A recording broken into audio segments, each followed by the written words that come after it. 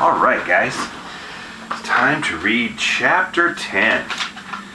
It's called Cattle in the Hay. Summer was gone, winter was coming, and now it was time for Pa to make a trip to town.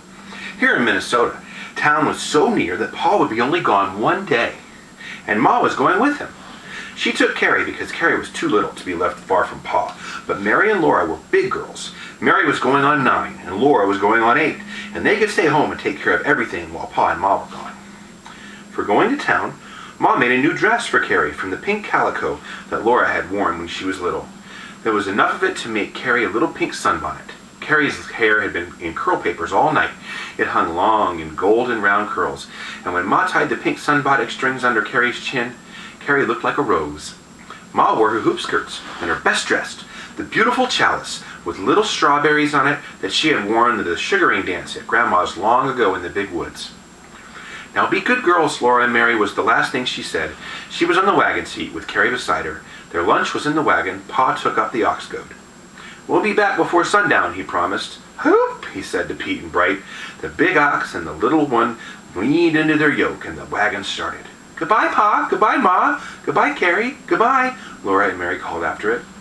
Slowly the wagon went away. Pa walked beside the oxen.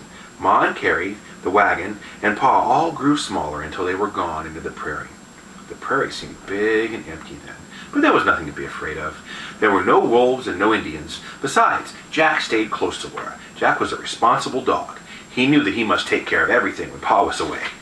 That morning, Mary and Laura played by the creek along the rushes. They did not go near the swimming hole. They did not touch the straw stack. At noon, they ate corn dodgers and molasses and drank the milk that Ma had left for them. They washed their tin cups and put them away. Then Laura wanted to play on the big rock, but Mary wanted to stay in the dugout. She said that Laura must stay there too. "Ma can make me," Laura said, "but you can't." "I can so," said Mary. "When Ma's not here, you have to do what I say because I'm older."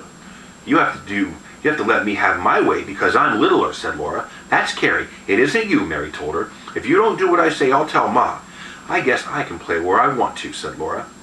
Mary grabbed at her, but Laura was too quick. She darted out, and she would have run up the path, but Jack was in the way. He stood stiff, looking across the creek. Laura looked too, and she screeched, "Mary!"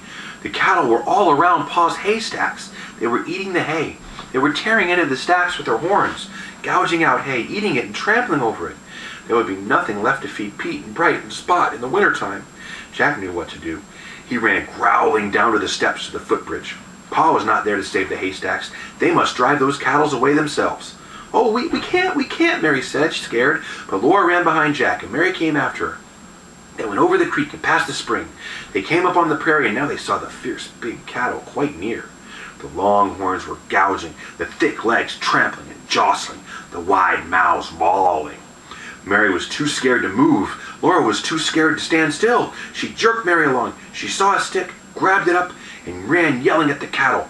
Jack ran at them growling. A big red cow swiped at them with her horns, but he jumped behind her. She snorted and galloped. All the other cattle ran humping and jostling after her, and Jack and Laura and Mary ran after them. But they could not chase those cattle away from the haystacks. The cattle ran round and around and in between the stacks, jostling and bawling and tearing off hay and trampling it. More and more hay slid off the stacks. Laura ran panting and yelling, waving her stick. The faster she ran, the faster the cattle went. Black, brown, and red, bridled and spotted cattle, big with awful horns, and they would not stop wasting the hay. Some tried to climb over the toppling stacks. Laura was hot and dizzy, her hair unbraided and blew into her eyes. Her throat was rough from yelling, but she kept on yelling, running and waving her stick. She was too scared to hit one of those big horned cows. More and more hay kept coming down, faster and faster. They trampled over it. Suddenly, Laura turned around and ran the other way. She was faced the big red cow coming around at a haystack. The huge legs and shoulders and terrible horns were coming fast. Laura could not scream now, but she jumped at that cow and waved her stick. The cow tried to stop, but all the other cattle were coming behind her and she couldn't. She swerved and ran away across the plowed ground, all the others galloping after her. Jack and Laura and Mary chased after them, farther and farther from the hay, far into the high prairie grasses. They chased those cattle.